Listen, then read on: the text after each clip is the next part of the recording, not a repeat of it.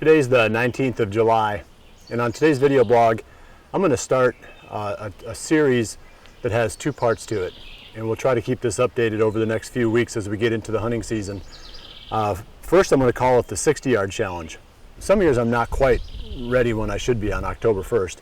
So this year, just to force myself to be more proactive in getting out and getting some arrows through my bow, I'm going to shoot a 60-yard group. I haven't decided if it's going to be 4 or 5 arrows cold once a week, and we're going to show it to you here on Winke's blog. So we'll probably keep doing this right up into October, hopefully. But the other part of this now is the velvet filming. And we're getting into that time frame now where, I'd say anytime, we're a little bit early yet. Usually I figure August 1st is when it becomes the best opportunity for finding these mature bucks out in the open fields. Usually alfalfa, clover, or soybeans in this area. Those are the ones that we key in on. And we've already been out a little bit. Drake was out a couple nights, and just from the vehicle filming off the roads, he's picked up a couple of pretty decent bucks here already on the farm. So that's going to really start to move up a few notches now as we get into that time frame. So we'll bring you both of those things as often as we do it. Like I said, once a week on the 60-yard challenge, and then every time we get out, we'll bring you a video blog on the types of velvet bucks that we're seeing. So my project for today, I have not touched this bow. I've not drawn it. Maybe I've drawn it. I haven't shot very many arrows out of it since the hunting season ended back in early January. So this is really coming in cold. And I put a brand new sight on it. So today's mission is just to get this sight sighted in. So I'm going to talk about that real quick. That'll set the stage for the 60-yard groups that we're going to shoot from now up until we get into the hunting season. Realtree's Midwest Whitetail is brought to you by Cuddyback, America's Best Bowstrings, Drake Non-Typical, Easton Arrows, Frigid Forage, Fuse, Grizzly Coolers, Hoyt, and Realtree. Now, because I haven't shot a single arrow with this sight on there, all I'm going to do is stay close to the target. I'm about, 5-6 yards away. I just want to make sure that my 20-yard pin is reasonably close to the spot. Then I can start moving backwards and setting the rest of them. Okay, that was about a foot high. So I got to move the sight up. Isn't about the limit.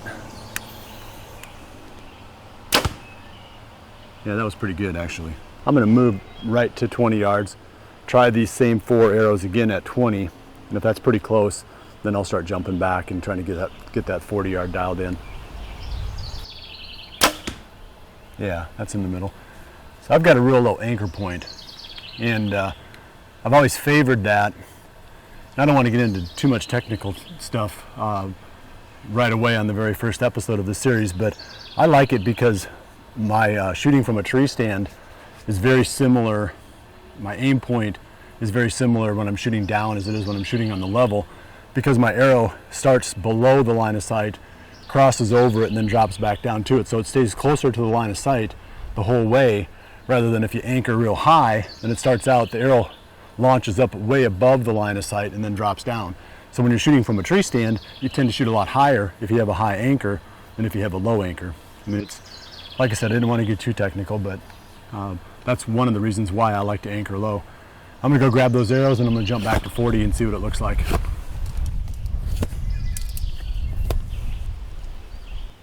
Okay, that one was right. So my 40-yard group's about like that right now.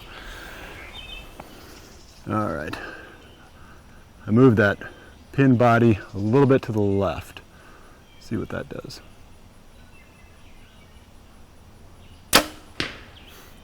That's pretty good there.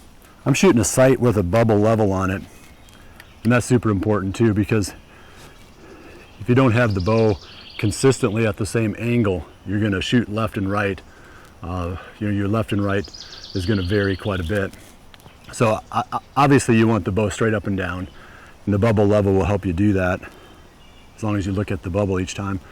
That way you shouldn't get some fluky lefts and rights that you can't figure out. If you don't have a bubble, I would definitely put one on your sight.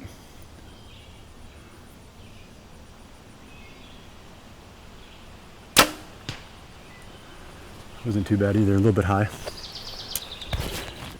In this next segment, I'm going to take you down to that food plot below the house that we fenced a few weeks ago. I'm going to show you what that corn looks like and how the fence is doing down there. Just kind of keep you in the loop on that. I'm sure people are curious to see how some of these projects actually turn out after we start them. About 2 weeks ago, we came down in here and put this fence around this corn plot. If you remember, the corn was maybe 5-6 inches tall, and you can see it's made a lot of progress now. It's out in the better spots. It's more than waist high. It's probably almost mid-chest high. This hot weather has really kicked it off, and we've had one really nice shower.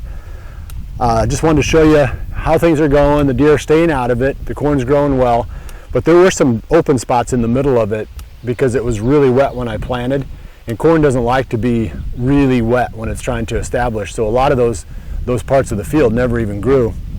So after I sprayed it, I came in here a few days ago and I spread Big and Beastie into all of those spots. So all the nitrogen that was there for the corn should hopefully still be available for the Big and Beastie. Now I've got something there that can, really pick up and grow and fill in those open spots. But you can see over my shoulder the redneck blind that I moved down here. I had one extra one that was in a different spot that this is going to be the perfect place for it because if I hold off opening this up until it starts to get cold, there's not any other corn anywhere around here, and everything else in this area is going to be harvested. I mean, they could really pull a lot of deer into the spot. And then having that blind down here, makes it really nice because then you don't have to worry quite as much about wind direction. So this could be a really killer spot. We'll keep it in mind, as we get into the season. I'd love to get trail camera pictures of a really good buck in this area before I get too excited about it. But even once we get late and it gets cold, it'll pull deer from quite a ways away if there's no other food around.